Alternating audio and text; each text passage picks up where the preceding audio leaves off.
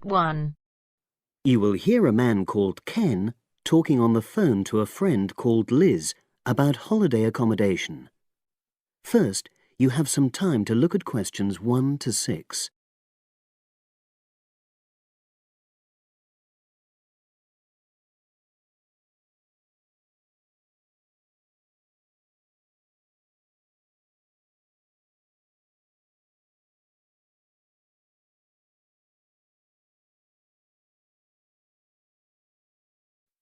Now we shall begin.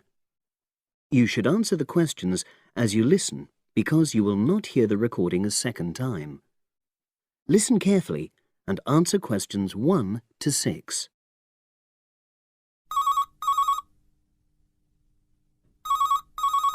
Hello. Hi Liz, it's Ken here. Hi, Ken. Nice to hear from you. Are you... This is just a quick call, but Mary and I have just been talking about our summer holiday. We haven't booked a place yet, and we've left it a bit late. We were just wondering if you know of any holiday rentals in your area. It's so nice there. Well, yes. I can think of 2 or 3 places that are very nice. What dates have you got in mind? The 10th of July to the 22nd of July. Oh, yes. That is quite soon, isn't it? Well, there's a place near here called Moonfleet. Is that MOONFLEET? That's right. It's quite a rural location, and it's next to the owner's house, but it's got fields all around it, so it's very pretty. Sounds okay. Can you tell me a bit more about it? Well, it's an annex to the owner's house, and it's an apartment with 2 bedrooms and an open-plan living area. Well, I like the sound of it. Is there anything we might not like about it? Well, it's quite a distance from the nearest shops, that's all. Okay. And... well, I'll tell Mary, but I don't think she'd mind that. Do you know how you book it? You have to book on the internet. There's a web address. It's www.summerhouses. One word? Yes, then .com. You'll be able to look at a photograph on that. Okay. And what about the others? Where are they? The second one I'm thinking of is called Kingfisher, and that's even more rural. It's a really beautiful location, in fact. It's by the river, and it's got nice views. It overlooks woodland on the other side. Is that an apartment? No, it's a 3-bedroomed house, and that's got a dining room as well as a separate living room and a kitchen. But I expect it's more expensive. You'll have to check the prices. It's probably a bit bigger than we need, but our nephew might be joining us. We're not sure yet. How do you book Kingfisher? You have to phone the owner directly. Shall I give you the number? I've got it here in my phone book.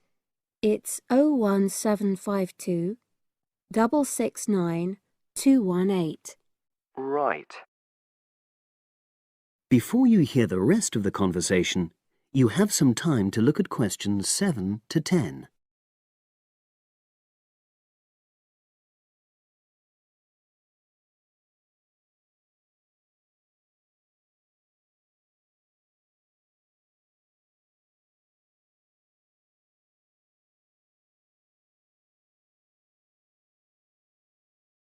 Now listen and answer questions 7 to 10. And you mentioned a third place? Yes, there's a house that my sister stayed in last year. It's called Sunnybanks. Nice name. And the location of that one is rather different. It's in the centre of a village, but it's a very small and quaint place. Did your sister like it? Oh, yes. It's by the sea, so her children really loved it. What's the accommodation like? I'm not sure about the number of rooms, because I haven't been in it myself, but I think she said it's quite spacious, and I know it's got its own garden. It's not very big, but it's not shared with anyone else, and it's supposed to be very pretty. Any snags? Problems? The only other thing I can think of is that there's nowhere for parking. The streets are too narrow, so you have to leave your car somewhere else and then walk to the house. It's only about 10 minutes away, but... Okay. Well, I don't think it matters personally. How do you book it? There's an agent you have to contact. I don't know his details, but I can ask my sister and let you know tomorrow. Thanks, Liz. That'd be great. I'll talk to Mary and see what she says. Thanks for your help. That's okay, Ken. I'll speak to you again tomorrow. I hope you find what you're looking for. That is the end of part 1. You now have half a minute to check your answers.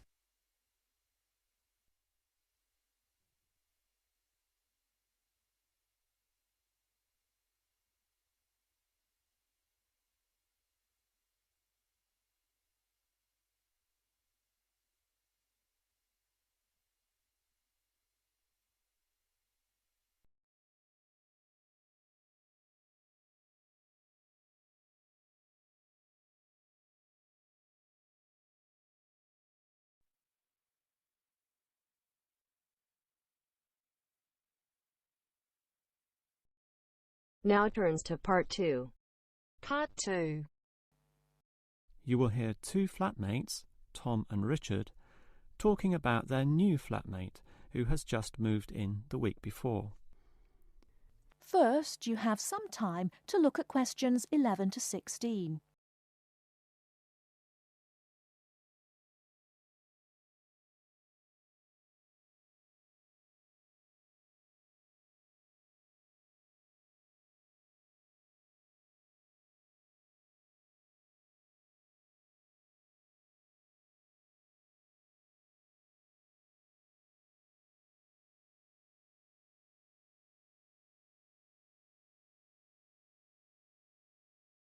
Now, listen carefully and answer questions 11 to 16. Hi, Richard. I'm glad I caught you here. Can I just talk to you about something? Our new flatmate, Anders, is not quite what I had hoped. I was wondering if you shared my concerns about some of his behaviour. Yes, Tom, I know what you mean, but we can't be entirely negative. He has good points. I mean, at least he's quiet. He doesn't play loud music all night or bother others or turn his TV up, disturbing everyone. Sure, he's quiet, but remember our last flatmate? He'd say hi to you and smile and treat everyone politely. In comparison, this new guy is very impolite. He just grunts in reply and sometimes ignores me altogether. I guess that's just his way. You know, just his character. I don't think he realises he's being impolite, and it shouldn't matter to us too much. We can just ignore him too and quietly live our own lives. But his friends are hard to ignore when they visit. I know what you mean, but how often does that happen? I rarely see them, maybe once or twice a month. If they came more often, it might be a problem, but as it is, such rare visits don't matter so much. Wouldn't you say so? Well, I'm not sure, since it's very obvious when they're here because of all the cigarette smoke in the house. It stinks up the place, and you know we don't allow smoking on the premises. Well, I've never seen them doing this. Maybe they do it outside. Perhaps we can talk to Anders about it. Always remember, though, in one respect, he's a good tenant, and it's the most important aspect. The previous flatmate would always pay the rent late. I know what you're going to say. This guy pays promptly. But there's more to being a good tenant than prompt payment. I mean, you need to turn off the TV, clean up your dishes, dress respectably, be polite, and so on. I guess what I'm saying is that basically you need to cooperate with the others, and this new guy fails significantly in this respect. Okay, I suppose you have a point there. Before you hear the rest of the talk, you have some time to look at questions 17 to 20.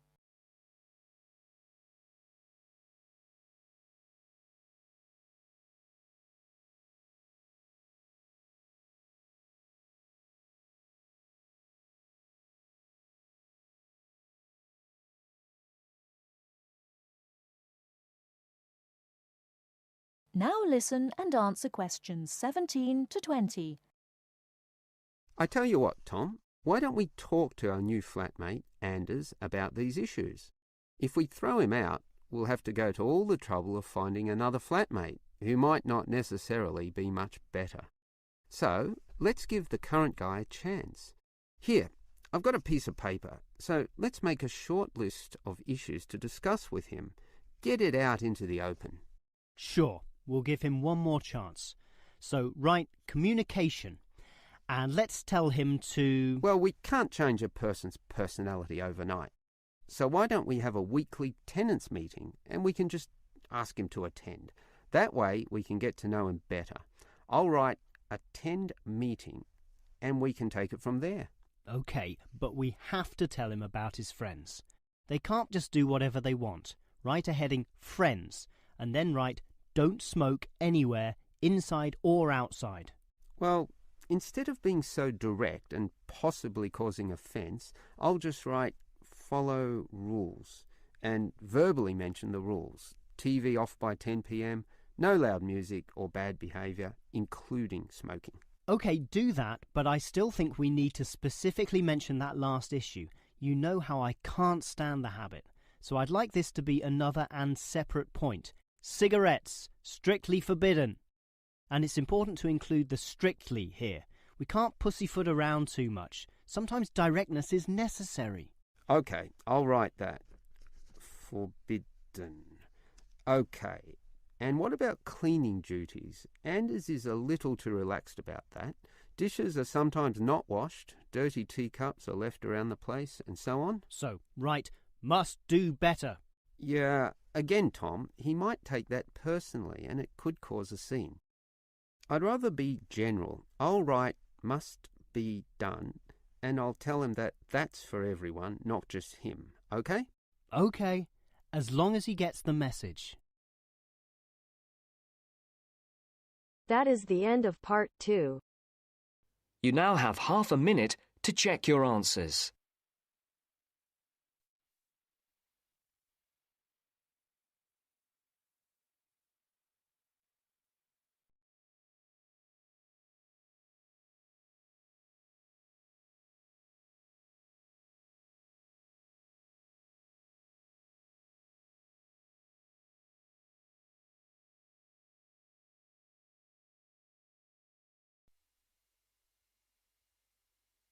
Now turns to part 3.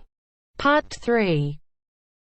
The next important development in how history is recorded came with print. First, you have some time to look at questions 21 to 25.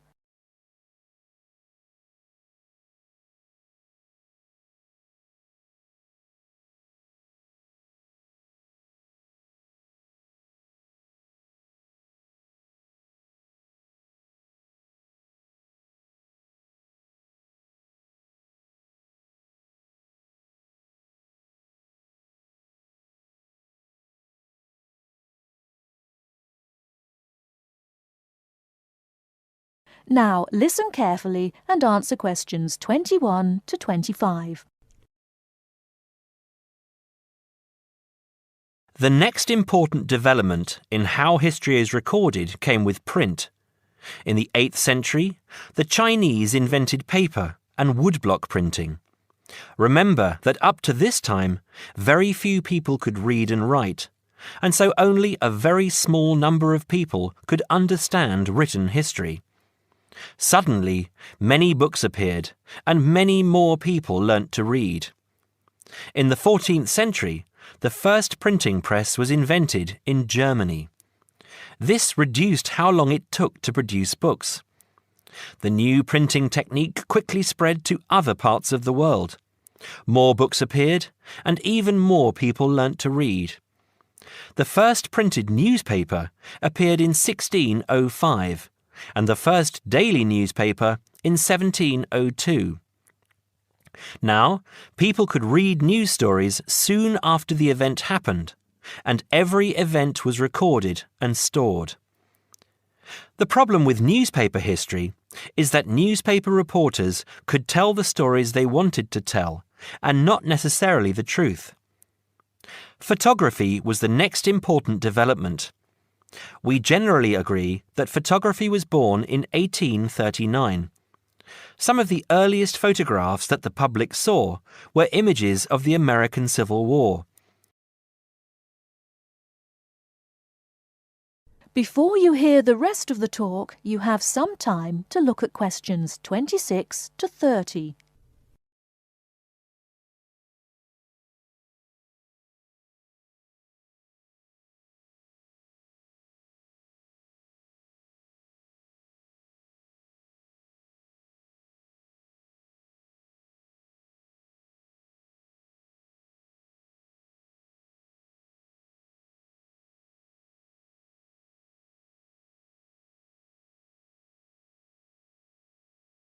Now listen and answer questions 26 to 30. People were shocked by the photographs of dead soldiers, and for the first time saw the reality of war. By 1850, photographs appeared regularly in newspapers, and people now expected the truth. At the end of the 19th century came the first motion picture camera. Soon, history was being recorded as moving images. In the 1930s, television brought moving images into people's homes. More and more people saw history as it happened, and more history was recorded. Today, of course, we expect that every event in the world is recorded. Satellite TV and the Internet allow people to watch any event, anywhere in the world, as it happens. It doesn't matter if the TV cameras are not there. People carry around mobile phones and can record any incident and then share it online. Families have their own video cameras and record their own history. Children now grow up watching their parents and grandparents on film.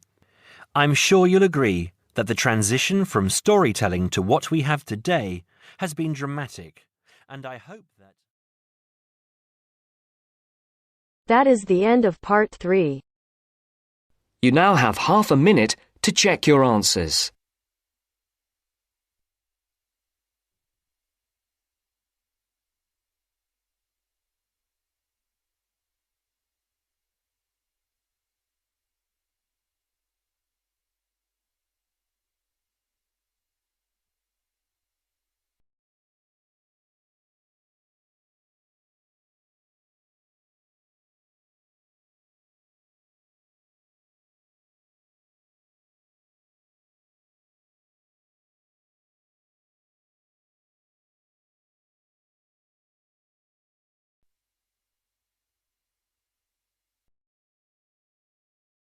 Now turns to part 4. Part 4. First, you have some time to look at questions 31 to 40.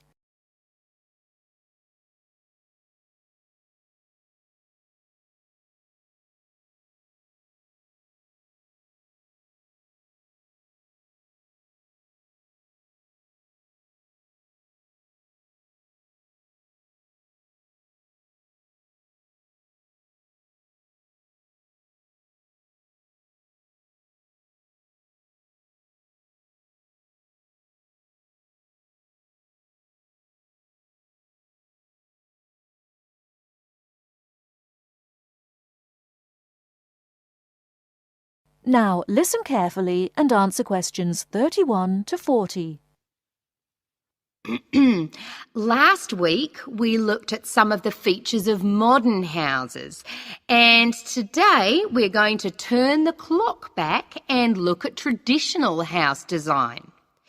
I've chosen to start with Samoa, which is part of a group of Polynesian islands in the South Pacific Sea, because the influence of culture and weather on house design is quite clear there. So let's have a look at, first of all, at the overall design of a traditional Samoan house. Now, these days, houses in Samoa have become more modern and are usually rectangular. But traditional designs were round, or sometimes they were oval in shape. Here's a picture. This traditional style is still used, often for guest houses or meeting houses, and most Samoan villages have at least one of these buildings. As you can see, there are no walls, so the air circulates freely around the house. Samoa is a place that experiences high temperatures, but the open design of the house also reflects the openness of Samoan society.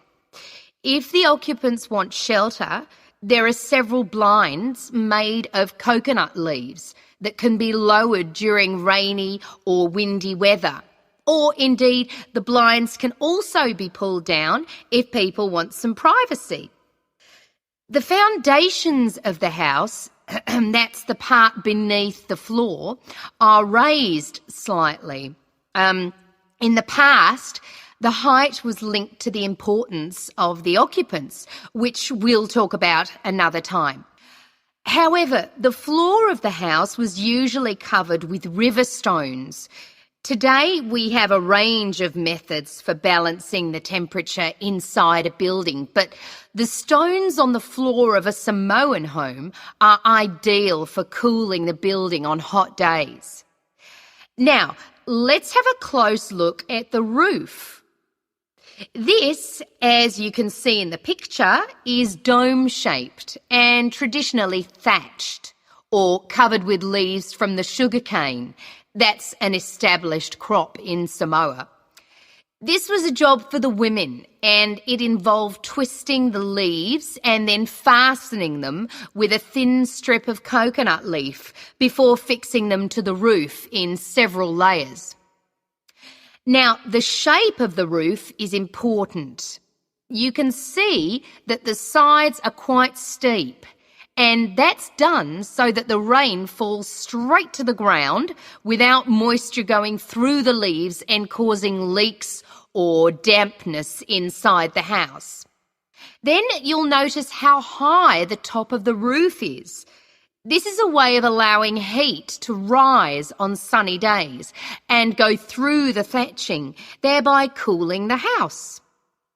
So, how does the house stay upright? Well, there are a number of evenly spaced posts inside.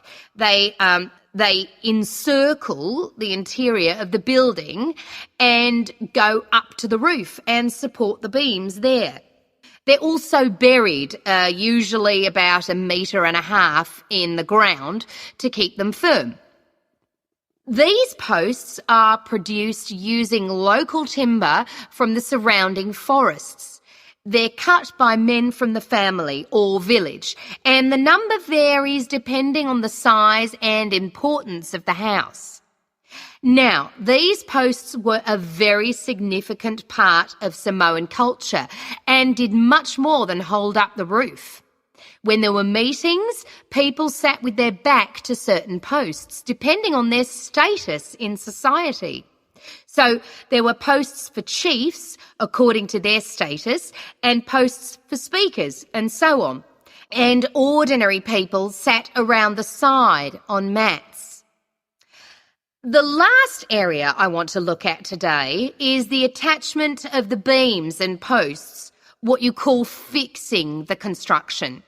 Traditionally, no nails or screws were used anywhere in such a building. Instead, coconut fibres were braided into rope to fix the beams and posts together. The old people of the village usually made and plaited the rope. This was a lengthy process. An ordinary house used about 40,000 feet of this rope, and as you can see in this picture, the rope was pulled very tightly and wound round the beams and posts in a complex pattern. And in fact, the process of tying it to the beams so that it was tight and strong enough to keep them together is one of the great architectural achievements of Polynesia. That is the end of part 4. You now have half a minute to check your answers.